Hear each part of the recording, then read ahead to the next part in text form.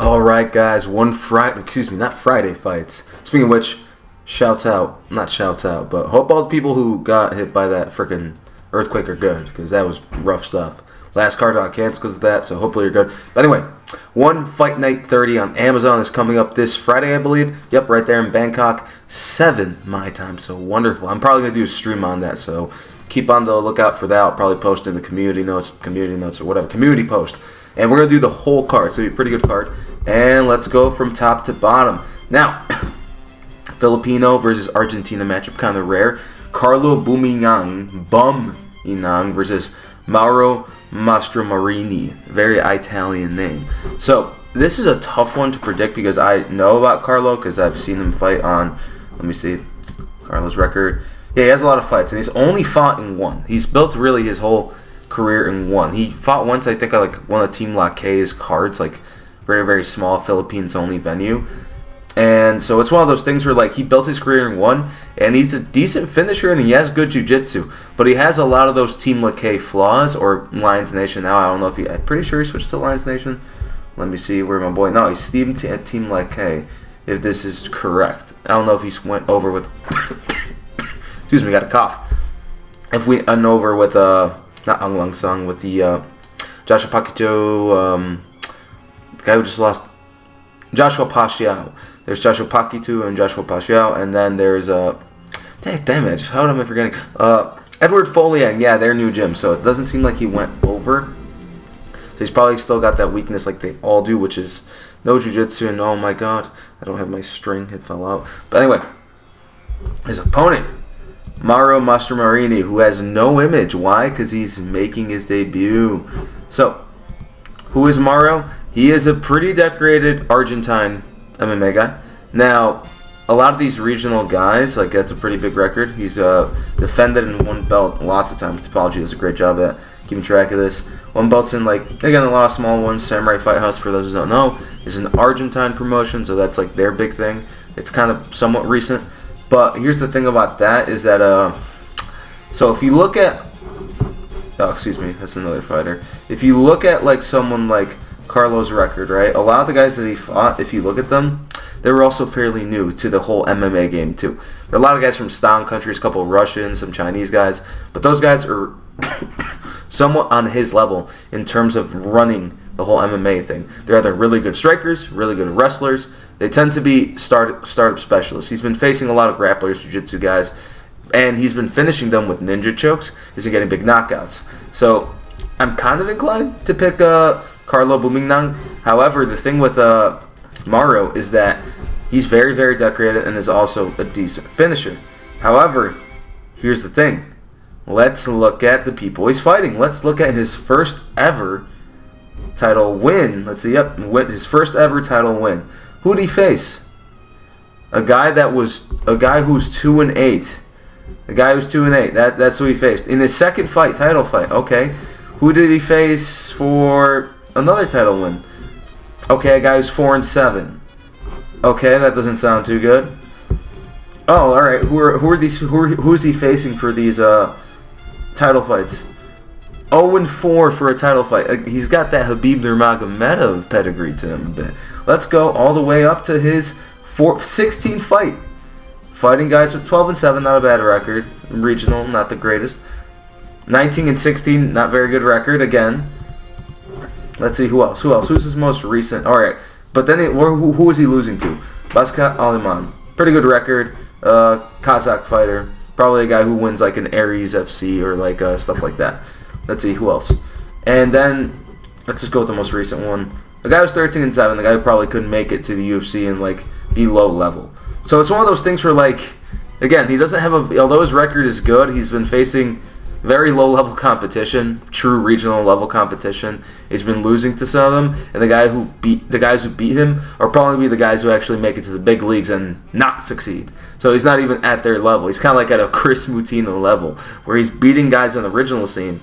But then when he gets to like one PFL, the UFC, Ryzen even, he's probably not going to make it there unless he really, really grinds it out. So because of that, when you got guys like Carlo Bumina-Ang, who, although his record is better in terms of like win-loss ratio 7-1 as opposed to the They're not even putting his record. That kind of sucks. It's one of those things where like I'm very, very inclined to pick Carlo Bumina-Ang, even though he has less experience and is a little bit older. He's 31, whereas opposed to this guy's, I believe Mario's 27 or 26. Excuse me, young fighter. Where I want to pick him just because of one, he's used to one's rule set. Again, it seems like they're the only one who have the knees to the head and the whole like 1 round scoring system to it. So it's one of those things where, like, if this goes to a decision, it'd probably be to Carlo Bumina-Ang just because he knows how to win those fights probably, and he's also a good finisher, so he's going to really throw down with Mauro too. So I think because of the experience at that one, the highest level of MMA, and although, again, in one, they kind of do bringing lower level guys to building up stars and stuff like that, it's still the highest level. And the fact that he's been there, done that, and where Mauro's coming in, and a lot of people who come into one, especially if the first, I don't know what it is. They come in, they see the atmosphere, and maybe they just lose. I don't know why. They come into one and they just take an L, but then they recover. K1 guys did it. Some Muay Thai, a lot of Muay Thai guys did it, especially when being introduced for Rant's Muay Thai. So I firmly believe, not because Carlo's this amazing fighter, but just because he's at the top of MMA, at least in terms of his presence. He's at the highest level. This guy's coming in. I would benefit Carlo Bumina-Ang not because he's a great fighter, but because he knows a little more and he has good striking and good offense. And although Mauro has that, he has it against very low-level competition, in my opinion. And that's not disrespect to any of those guys. Anyone who steps into the ring deserves respect, but I have to pick Carlo Bumina-Ang just off of that. But I'm not too confident in it because, again, they kind of have that similar skill to it. But I'm picking Carlo. Other than that, though, let's pick him. I'm going to pick him by decision. Let's go with that. I think it's a grind out decision. Oh, okay. No one's predicted yet. I guess it wasn't big enough for 172 style. Alright, on to the next. Now, Jihin Radzuan versus Macarena Aragon. So, this is a terrible fight. It's a terrible fight because Jihin Radzuan, let's look at her. What's her whole record? 26-year-old lady, Fairytech Training Center. Good fighter. Undoubtedly a good fighter. She was around during the MMA boom, and she is probably one of the best fighters out of Malaysia. So I was about to say Myanmar. And she's a good jiu-jitsu fighter, very good at grappling. Has fought a lot of the best people that one has to offer. Stamp, Chihiro Sawada, those are good Japanese fighters. She got out wrestled by Shihiro, I believe. Where Macarena or Macarena, I forget. I don't know how it's pronounced. Macarena, Macarena. Yeah, she's not. The issue with her being 0-1 in one championship isn't my big deal. My issue with her is that she's 3-1 overall, meaning she had 3 fights in Argentina, and then she fought Ayaka Miura, and then she got smoked by Ayaka with a freaking scarf hold Americana. Crazy freaking move. I love that move. She's the only girl who I think can pull it off. Probably because it's the ladies division, not to trash them, but it is what it is. You guys know what I mean if you watch women's MMA. And yeah, it's one of those things where like, it's just going to be a wash unless, like, this girl... And, again, is she a finisher? Not exactly. I know she's only has 3 fights, so hard to tell. Again, probably a submission artist herself. I don't really think she's probably going to do well because, again, she already faced a grappler in the Yaka who took her down and nearly broke her arm. Now she's going to face someone like Jihin Radzuan, who isn't really, like, the world's greatest submission artist per se. Let's go to Jihin's record real quick. So Jihin, oh, very cute lady. Anyway, so yeah, Jihin is a bit of a decisionator. So she doesn't really get that many decisions, and when she does get a submission, it's over a lesser fighter. So what I'm expecting for this fight is Jihin's just probably going to take her down, and she's going to hold her down, probably pound her out, maybe get a RNC sub. And again, Macarena Aragon, if we have anything to go by, because I haven't seen any footage of her, I only have this, but I'm going to confidently pick this because I know what Jihin Radzuan can do, or Radzuan, excuse me, I always say Radzuan. Jihin Radzuan can do. I'm going to pick her to just wrestle fucker for 3 rounds. Easy work for Jihin Radzuan. So I'm going to pick her, and I'm going to say she gets the decision. Nice and easy decision over Macarena Aragon. I want more Latinx representation, more of my kind in MMA. But it's not going to be today, unfortunately. The 2 Argentines I don't think are going to win, unfortunately. But other than that, decision, let's see. Yep, no one cares about this card. It's a good card. It's a good card, man. Can't just watch the super fights, although they are useful for these. On to the next. So, Thongpoon versus Elmehdi Jamari. So, El Jamari, common nickname, who fought on 172, Zakirov El Jamari. This is Elmehdi El Jamari, his younger brother. And if you guys don't know anything about him, and I don't blame you, I couldn't find much info. All I know is that he has a win over Ellis Barboza in Muay Thai, and you can look that up, and I couldn't find the fight for some reason. So, if he fights anything like his brother, I'm assuming he's just going to go for the kill against Thongpoon. And here's the thing. I think this is a bit of a layup for Thongpoon because Thongpoon just isn't that good. Like, straight up, Thongpoon is not that good. He's not a very good Muay Thai fighter, in my opinion. Again, look at the people he's lost to, right? Okay. Wait, he beat Danielle Williams? Well, to be fair, this is where I might cope with it. I didn't even know that fight happened. So that changes my opinion a little bit. But I think Danielle Williams is kind of washed, and I'm thinking he's kind of washed. I think the reason why he's been kind of washed is because of his obliteration at the hands of Superlek, one of the most vicious knockouts I've ever seen in kickboxing, this kickboxing fight. So I think that's more so Danielle Williams, Mini T just being a little washed. However, I'm still going to pick Thongpoon because Thongpoon has been in one championship for a while. I don't hold him in high regard per se, but look, the guys that he's lost to, okay, Ray Botello, decent fighter, Zakirov Jamari, okay-ish fighter, as much as I like Zakaria. And if his brother fights like his brother, he probably can get the better of Thongpoon. He really can. He really, really can. His record in 1 is not as good as it should be, and I don't really like watching him fight. He's not as exciting. He's very popular for some reason. He can punch well. He's got okay kicks, but he's not really a traditional Muay Thai fighter, and his style isn't really that good in Muay Thai. He's more of a brawling Muay Thai style, not really a Muay Muat. He kind of resembles a little bit more kickboxing, but it's not particularly good in my opinion for that one championship level. So it's one of those things where, like, if he was going against someone else who was like close to being ranked, or not even, just like a couple of fights in the promotion, like 3 or 4, I would pick against him. But here's the thing though, I know very little about his brother, Elmehdi Jamari. I just know he beat Ellis Barboza, who was a weight class underneath, and I'm assuming he's coming up because his brother is like 25 now, 27, so probably getting older, going up a weight class. Very coffee today, excuse me. So it's one of those things where, like, I'm kind of torn on this, even though it should seem obvious, because El Jamari is very, very good. His brother, like, not very, very good, but he's a very good brawler and he has power. And a lot of these Moroccan guys are more athletic than they let on. They're some of the most athletic guys in kickboxing because, again, they have that Muay Thai and kickboxing background. They're the only really, other than Iran, but Iran doesn't count as Arab. I'll tell you, they're Persian, the Persian kickboxers. But they're the Arab world, they're probably the best strikers. So maybe, but I can't really, again, give credence to that because I haven't seen them as an individual. So because of that, I'm probably going to pick Thongpoon to win by decision. Because he's probably because he already faced the better El Jamari despite losing to him. So it's one of those things where I'm just going to pick Thongpoon just off of principle. However, I wouldn't be surprised if he got upset by an athletic, young, hard hitter. Although Thongpoon does have a decent chin. Not a great chin, a decent chin. I think he can take some good shots. Where the El Jamari brothers have been, or Zakaria at least, is shown to be rocked. But to be fair, it seems a lot of the Moroccans are like glass cannons. But that's a general thing. I don't know about his brother, but I'm going to pick Thongpoon by decision. And of course, that's okay. Yeah, all right. There's enough votes for the Thongpoon. That should tell you how popular Thongpoon is, at least in Thailand. On to the next. All right, grappling shit. I'm just going to ignore this. The reason why I'm going to ignore this is because one doesn't have their rankings figured out for every other sport. Submission grappling is probably handled best here in one championship. ADCC is trying to change their stuff. The CGI, Craig Jones Invitational, they're trying to make the sport more palatable to casuals. And people normally don't like that. But here's the thing. The reason why, like, I think it should be more like amateur BJJ, where it's like clear point system, aggressive grappling, go for the submissions, bonuses, try to make it, again, don't take away from the fact that jiu-jitsu is jiu-jitsu.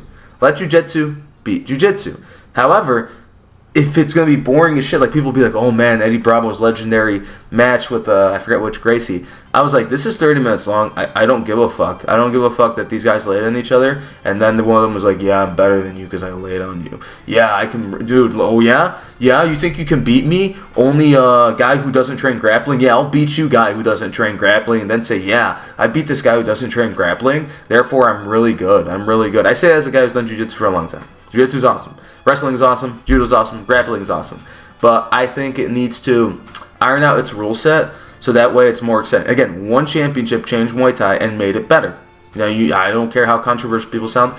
Here's the reason why people know who Rant is and why he is a megastar is because of 1, him, and 2, the marketing, and 3, the rule change. That makes the sport objectively more exciting. There's a reason why kickboxing is changing slightly. Again, in Glory, just adopted K1 rules. Why? Because people don't want to see Petch fucking clinch and switch kick to no knockouts. They want to see a more exciting sport that doesn't really detract from it. Clinching isn't inherently bad, but when it's used to stop a fight, it's bad. When people butt scoot to a victory in jiu-jitsu, it sucks. No one likes to see that. And again, one championship is pretty good at putting a exciting product out for grappling. But I think the thing that to make it clear, a clear and concise point system, and just again, really, really make offensive grappling more of a thing. You might say, well, Muay Thai fanboy, because that's my name, I guess.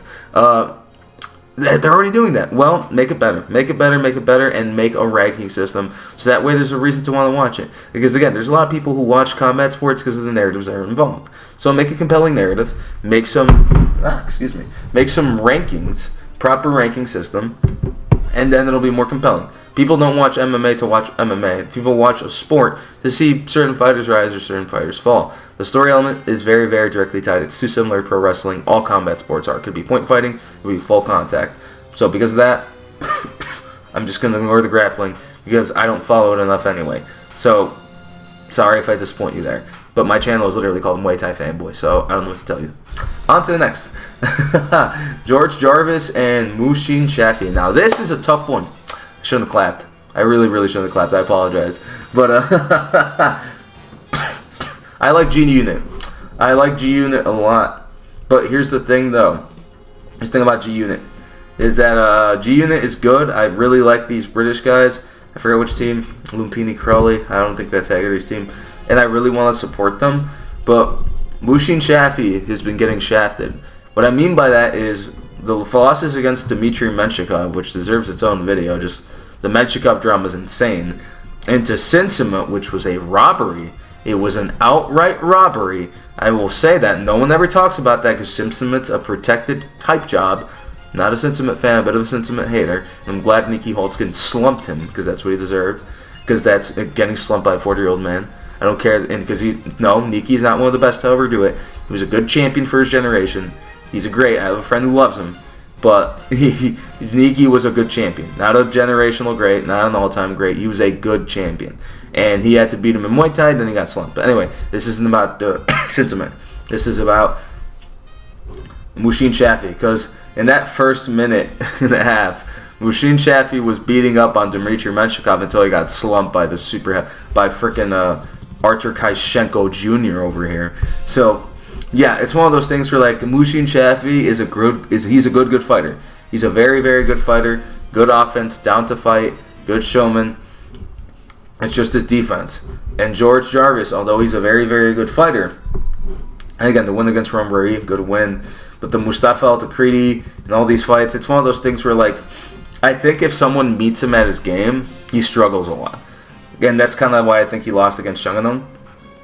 Where like Rungwari, Legatron, right? Because that's a good nickname. He's a kicker. He's not very big, and he kind of like wilts a bit when he gets hit. Where like if you meet someone who's willing to punch with him, and Chaffee's pretty well rounded. He has really good kicks, right?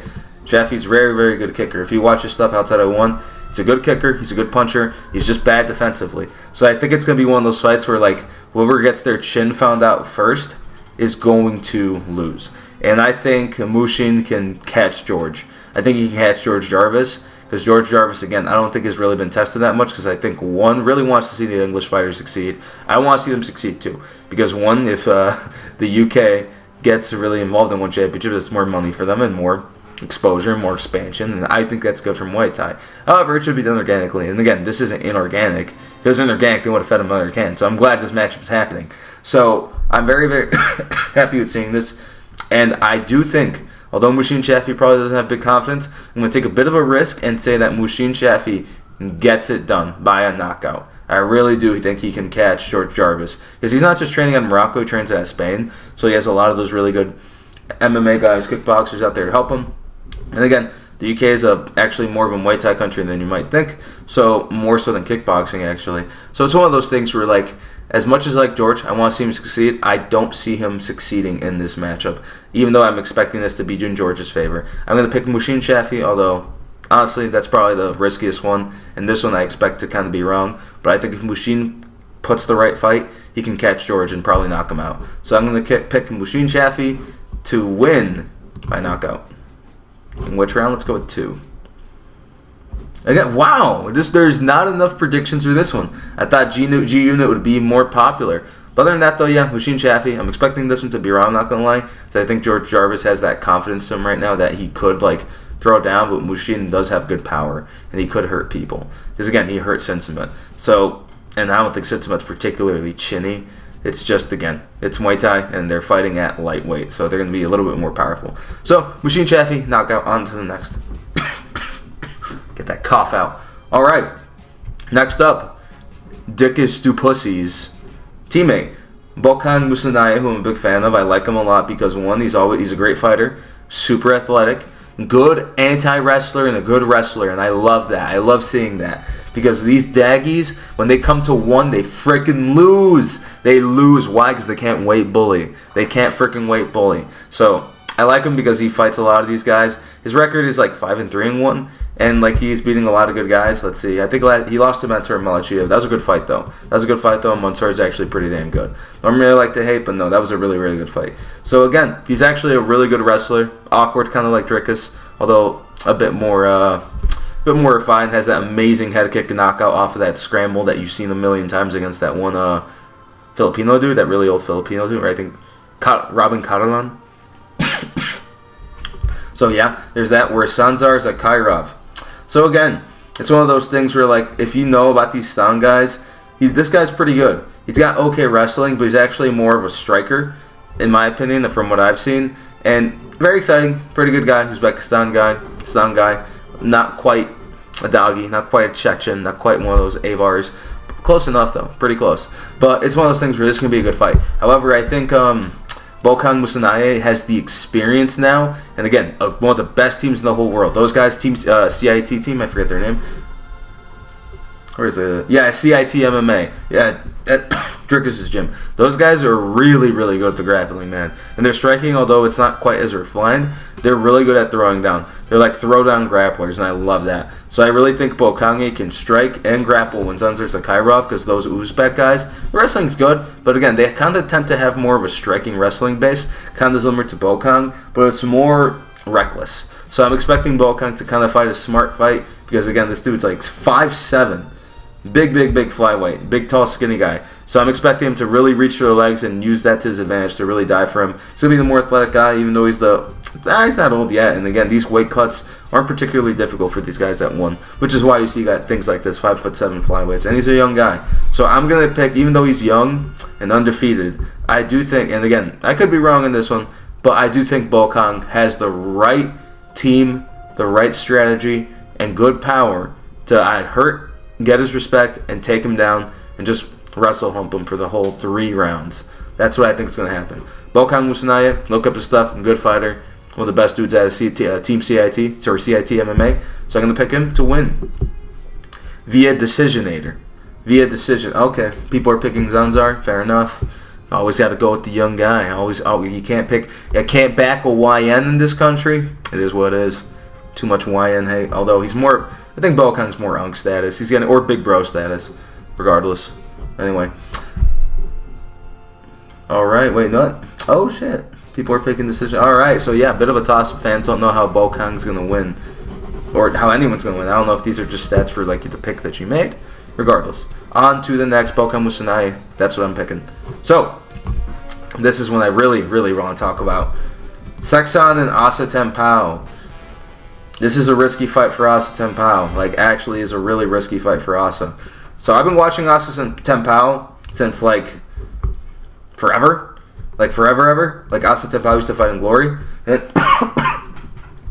this team out of Florida Kickboxing is a really great team. But I just don't know where his mindset's going to be, man, after that loss to Lineker. Because, again, like, he has some insane wins. But it's one of those things where, like, look at this. So the Hanji Zhao knockout, great win. The Rambo Lick win, insane. I thought I was going to get smoked that fight.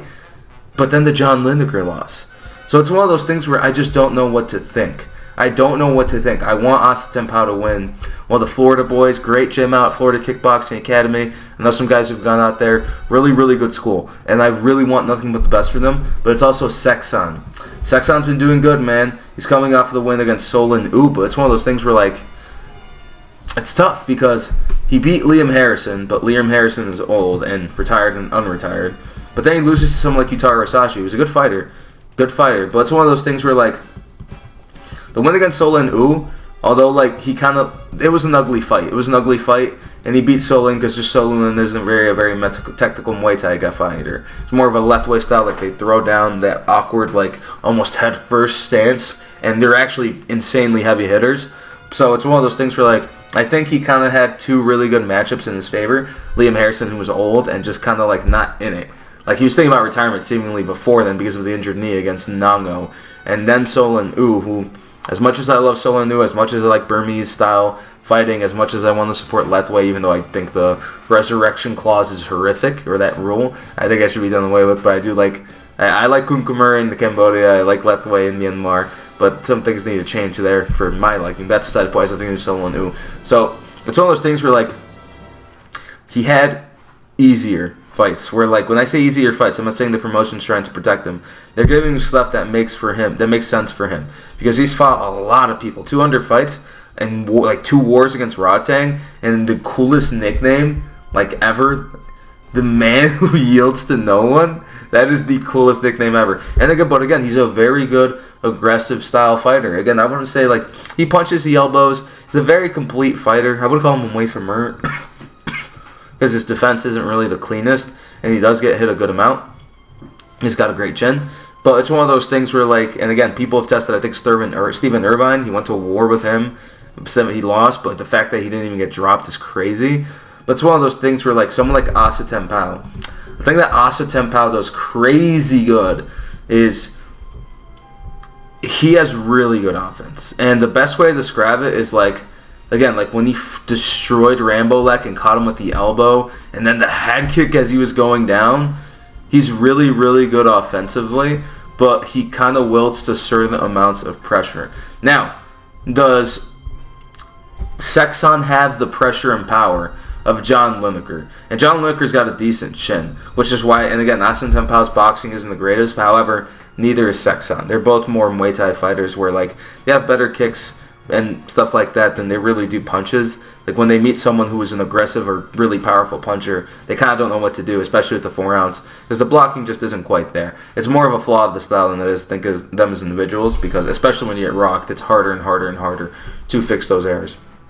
So I think Asa Ten Pow's just had it harder because he's been willing to take on the harder fights, and also he's also a coach too, runs his gym. However, I believe in American Muay Thai sometimes, and I'm going to pick Asa Ten Pow because I think if Asa Ten Pow is able to find his shots, he could catch and back up Seksan. I think he really, really could. It's been proven that you can, although Seksan is always down to fight, if you have the right offense and the right way to do it, right elbows, accuracy with the punches, good kicks, and you kind of beat him to the punch, and Asa Ten Pow is the more athletic fighter for sure.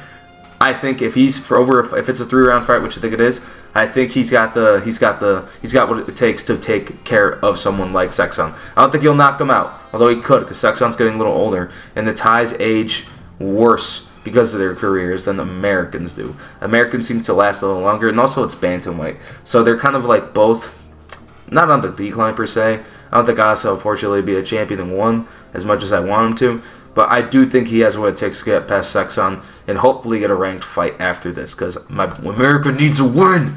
We need a win. So it's not just pure America bias for me. I do think Asa Ten Pow has what it takes, and I think his previous record doesn't do him enough credit, because that Lineker win shocked everyone. That loss to Lineker, like, everyone's like, what the frick? How much of a cheat code is this dude's power? And it is. He literally got a round off of Akimoto, because, again, I guess he's just Deontay Wilder.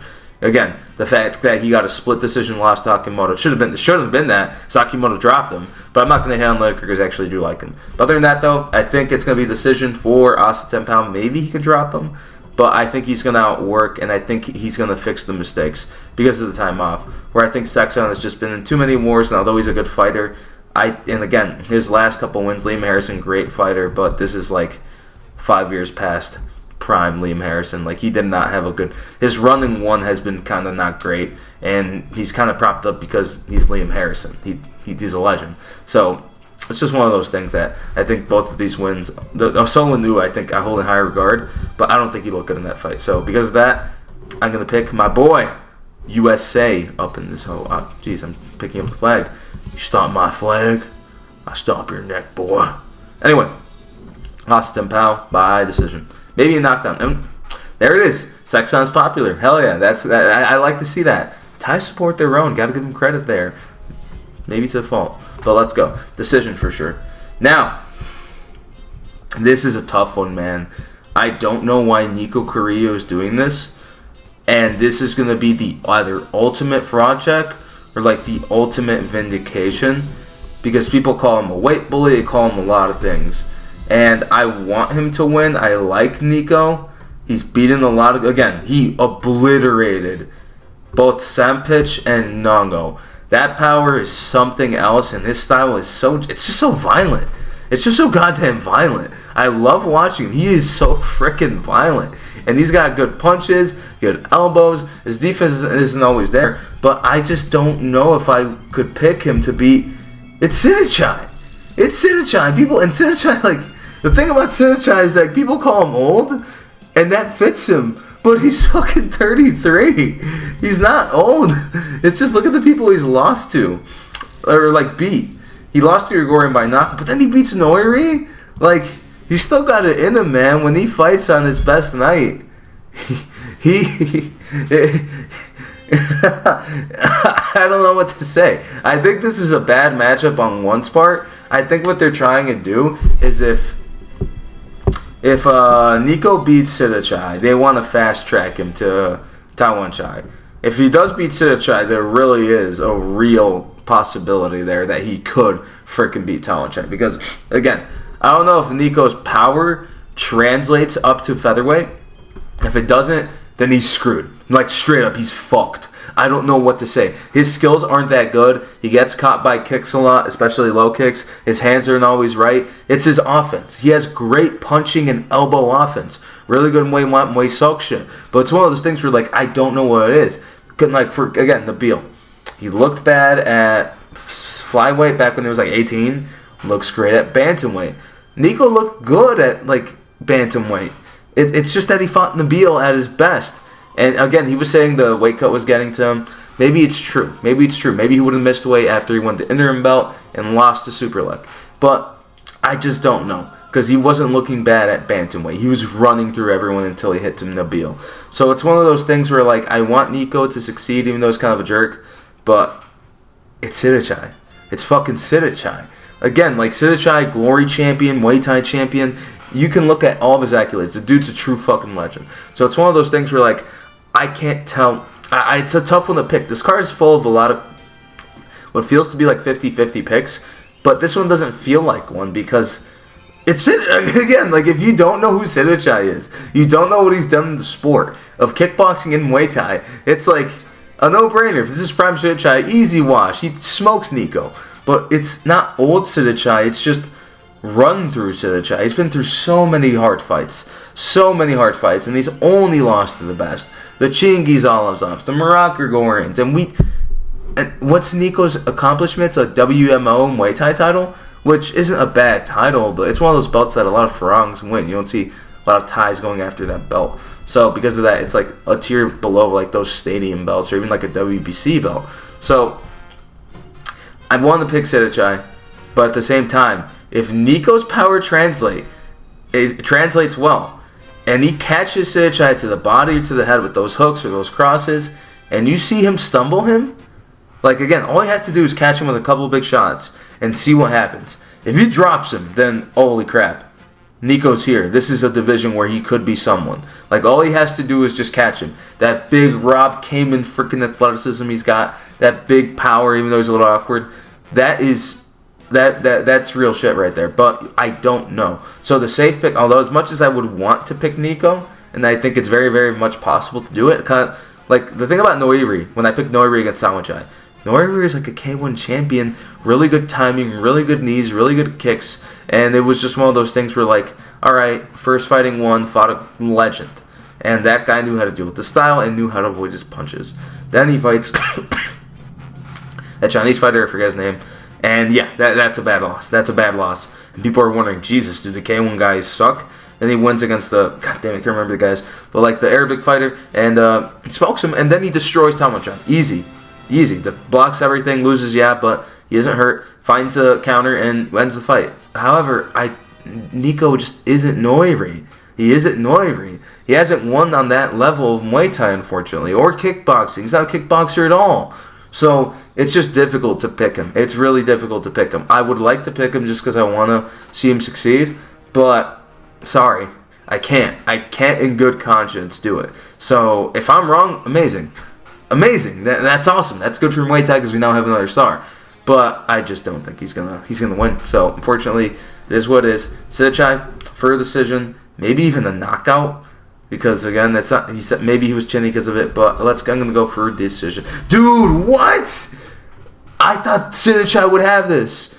Damn, ties are crabs in the bucket for real. The second you go KB, they hate you. Second you go kickboxing, crabs in the bucket. How do you say crabs in the bucket in Thai? Everyone, type in chat crabs in the bucket in your own language to call these ties crabs in the bucket. But no, I'm picking Sitthichai by decision. No way. No freaking way. If I'm wrong, I'll eat crow, obviously, but. No way, man. No way. Crazy shit. Alright. Now, on to the next. You guys are wrong. On to the next, as I was saying. Eersel versus Alexis Nicolas. Fantastic fucking fight. Now, when it comes to like who... Now, Alexis I thought won the first one pretty clearly. And the second one, I'm a big Alexis Nicolas fan because I've seen them on the regional French scene. But it's one of those things where like... He didn't adjust fast enough. He just didn't. Like it took him till the fifth round of the second fight to really see Eersel's game plan. We started throwing Regian Eersel. He was getting the better of him. So I want to pick Alexis Nicolas because again, I think in 2 fights he's been able to figure out Regian Eersel. He just has to do it faster. I think Regian Eersel is always going to beat him in the first round or 2. But if he sees what Regian's doing, I think he could be the better adjuster. Regian has better game planning. But Alexis Nicolas, I think, is overall the slightly better kickboxer in terms of like mid-fight adjustments.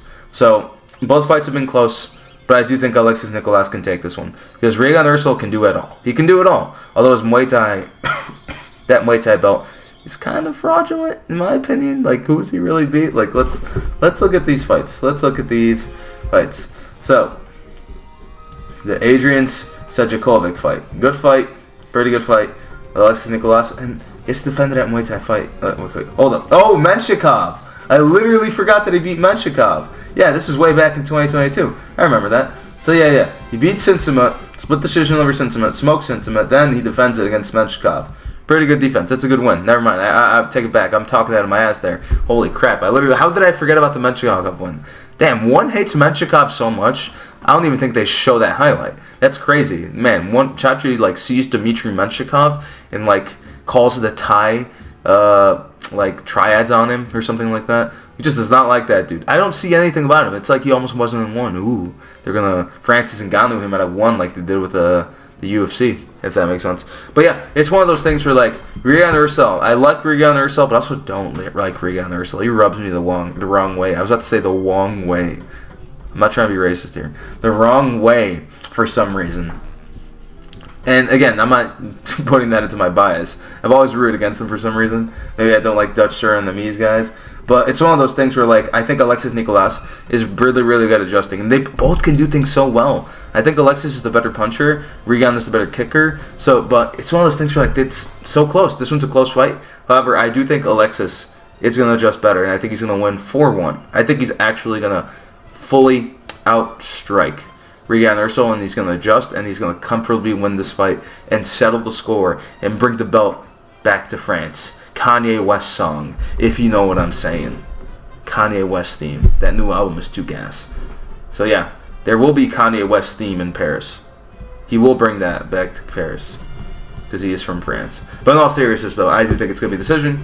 I think it's going to be probably closer. And again, Regian Eersel, Screw with that. I think it's going to be a decision for Alexis, Nicolas. Pretty easy. Pretty easy decision in my opinion. But I can see why people disagree with. But I feel pretty comfortable with this one. Anyway, on to the next. Now, Roman Kryklia needs to leave one championship as quickly as he can. Because there is nothing in this promotion for him. Straight up.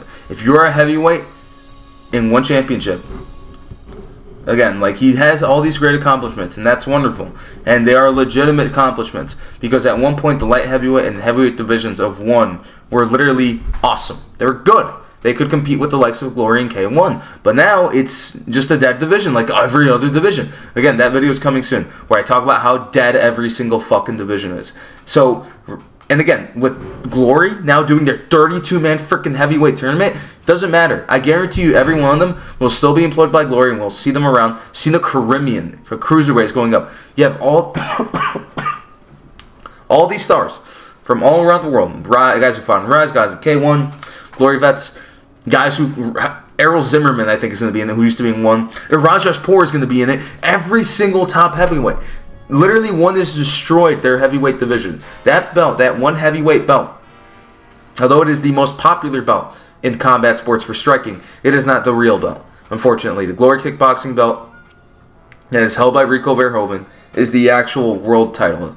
Like, again, if you're the K1 heavyweight champion, awesome, you're a real world champion. Roman Kryklia, real world champion. But the belt to win for kickboxing as a heavyweight, if you want to be the real champ, is with Rico Verhoeven. It's that Glory belt. Beautiful belt, even though I prefer the one belt. It's like, again, the Bellator champions, the PFL champions, all these, the Rising champions. They always say, yeah, we're world champion, good job, but you didn't beat the UFC guy. And as much as I kind of don't like saying that, it's one of those things where, like, I'm not saying that because, again, here's the thing about all of those companies. Those guys all have top 10 ranks. Guys that if you like rank guys, where if you talk to a guy like in JMMA, who's into the PFL, who's into Bellator like me, you'll say, oh yeah, this guy was ranked, he'd do well in the UFC, he'd do this, he'd do that, this guy maybe not so much. And we could say these matchups are actually good. If you're an MMA casual, you can make the argument and make it well and say why. Yeah, Patchy Mix would be a great matchup for Sean O'Malley because of this, this, and this. Look at all these people he's beat, this, and this. Where, like, for this, it's like Roman Kryklia would be a great matchup for Rico Verhoeven. But why is he fighting once every year and a half? You can't make that argument in good faith because one is just shelving him. And they're trying to find opponents in the heavyweight division, and they found Lyndon Knowles. If you don't know who Lyndon Knowles, he's Christian Knowles' brother. If you don't know who Christian Knowles is, I got you. This is Christian Knowles. He is the head trainer of Jonathan Haggerty, who wasn't very good. So he trains Jonathan Haggerty. He's at the Knowles Academy. So he's also Lyndon Knowles' trainer, his older brother. And Lyndon Knowles is not a bad fighter. He's not a bad fighter at all. He's a two-time WBC world champion. Do you all know who else is a two-time WBC world champion? Alex Roberts, who got absolutely destroyed by Roman Kryklia and then blew out his leg by in that Isaev fight. Well, again, Beibelt Isaev, a kickboxer turned Muay Thai fighter. And Lyndon Knowles, the thing about Lyndon Knowles, this is where I actually give a good breakdown for Lyndon. Enough complaining about one. So, for Lyndon, he's a good kicker, and his style is very, very pure Muay Thai. What I mean by that is, if you'll see the guys who, like, people have this misconception of, like, the Tawanchais, the Bokas, all these Thai fighters, the Petch Fergus, all these Muay Thai fighters who transition to kickboxing and do either okay or well. You are not watching Muay Thai. You're watching the exceptional fighters who can cross over to Muay Thai. I am of the belief that if you do Muay Thai, you can actually kickbox. If you do kickboxing, you can do Muay Thai. Because you will have all the competent punches. You'll have excellent snappy kicks. You just won't have their power kicks. Your kicks will do well in Muay Thai. Their kicks struggle a little more unless they're modified in such a way that someone like Petch and Glory does. So, when you see Lyndon, and I say he's very Muay Thai, he's got good elbows, he's got a good clinch, he's got good kicks, he's got an okay knee game, non-existent punching game. He really has no, well, when I say punching game, I mean boxing. His boxing isn't good, man. He's a pure Muay Thai guy in that he fights the clinch, he makes his fights ugly, he lands good elbows on the inside, he chops the legs down, throws a switch kick every now and then. It's very, very, very, very Muay Thai. Very stadium in that sense. So, and he's a big fighter, but he's not a hard hitter. He's not athletic. He's kind of slow. But for Muay Thai, that style works. However, he's not fighting the guys he's fighting in Muay Thai. Like, for example, Alexis Roberts, Simon Mendes, and he has some good TKO wins. Doesn't really have power.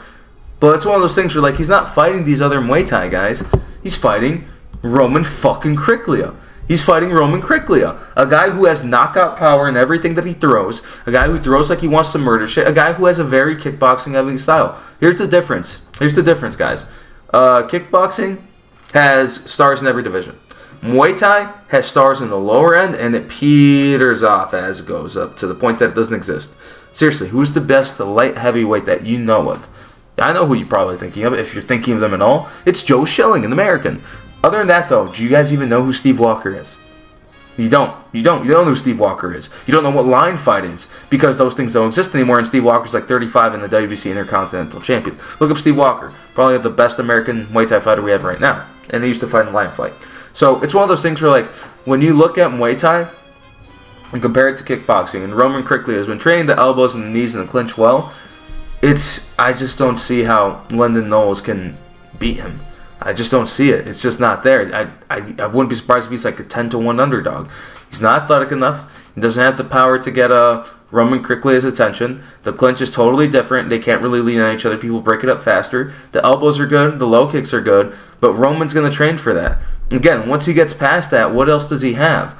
He doesn't have the ability to quite adjust the way Roman does. Like, again, when Roman was losing to Rajaspour, what he did? He got up, he clinched with him, and landed a horrific knee on him. He figured out that Raj actually had him figured out at the end, and at the long range, so he made it an in-close fight and obliterated him with it. I don't think Lyndon Knowles has ever faced anyone who has that adjustment ability, that size advantage, obscene size advantage, other than Alex Roberts. That power advantage, that speed advantage, like everything that Lyndon does, Roman can do better, except maybe the clinch. So it's one of those things where, like, I don't like this matchup, not because I don't want to see more Muay Thai at heavyweight. I don't like this matchup because it shouldn't be.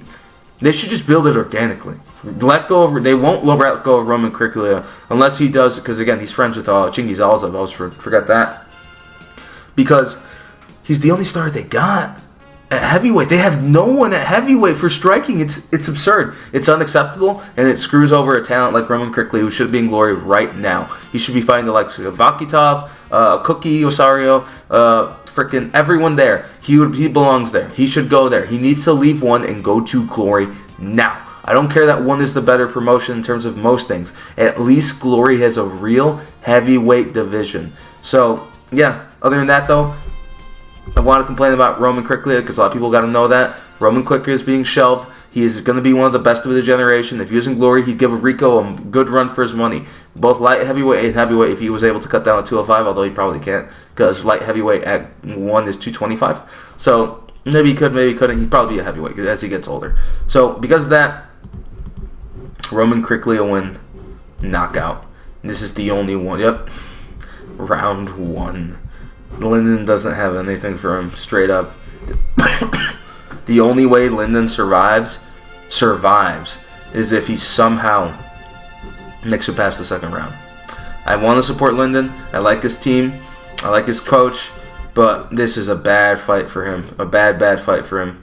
So, because again, the WBC, the Muay Thai, the heavyweight division of Muay Thai is their best. There's no match for, like, a fucking regional fighter that goes to glory. That's the difference in heavyweight Muay Thai to heavyweight kickboxing, in my opinion. But other than that, though, that's the video. Like, comment, subscribe. Other than that, let me know what you guys think of this card, what you guys think is going on with the rest of one championship. If you guys like anything or you guys want to see me talk about something, let me know, because I'm going to be talking about one's ranking system soon. Other than that, though, you guys take care. God bless. See you around. Let's go. Let's go.